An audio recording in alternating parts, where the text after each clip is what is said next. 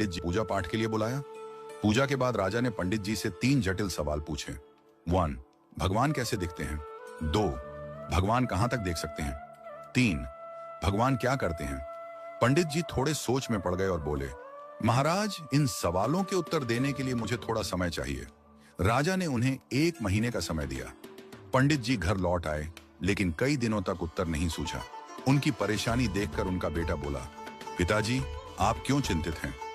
पंडित जी ने उसे राजा के सवालों के बारे में बताया।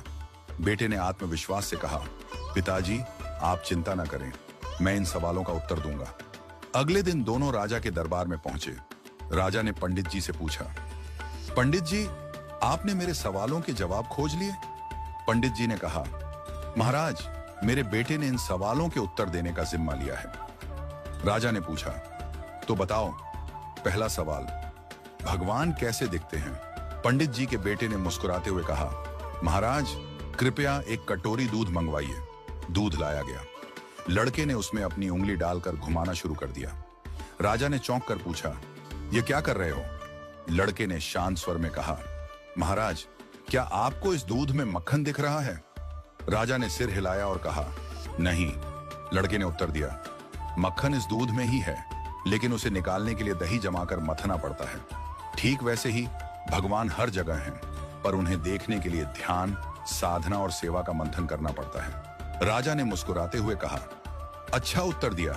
अब बताओ, भगवान कहां तक देख सकते हैं? पंडित जी के बेटे ने कहा, महाराज, कृपया एक दिया मंगवाइए और उसे जलाइए। दिया जलाया गया और उसकी रोशनी चारों ओर फैल गई। लड़के ने पूछा, इस दिए की रोशनी कहां तक जा रही है?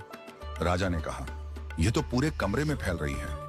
लड़के ने उत्तर दिया, ठीक वैसे ही भगवान की दृष्टि की कोई सीमा नहीं है। जैसे इस दिए की रोशनी हर दिशा में फैलती है और सब कुछ देखती है, वैसे ही भगवान भी हर जगह सब कुछ देख सकते हैं।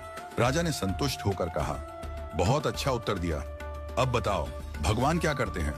पंडित जी के बेटे ने मुस्कुराते हुए कहा, महाराज, कृपया कुछ देर के लिए अपना सिंहासन मुझे दे दीजिए और आप नीचे बैठ जाइए। दरबारियों में खुसर पुसर होने लगी, पर राजा को जिज्ञासा थी, इसलिए उसने उसे सिंहासन पर बैठने की अनुमति दे दी। लड़का सिंहासन पर बैठकर बोला, महाराज, अब देखिए, अभी तक आप राजा थे और मैं आपकी प्रजा था, लेकिन अब मैं राजा हूं और आप मेरी प्रजा हैं। यही भगवान की लीला है। भगवान जिसे चाहते हैं उसे ऊंचाई पर बिठा देते हैं और जिसे चाहते हैं उसे नीचे उतार देते हैं। यही उनका काम है। राजा यह सुनकर चकित रह गया।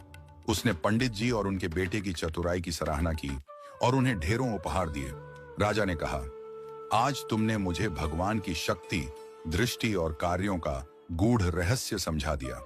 इस घटना के बाद राजा ने विनम्रता और सेवा का भाव अपनाया, क्योंकि वह समझ गया था कि भगवान हर जगह हैं और हर रूप में विद्यमान हैं।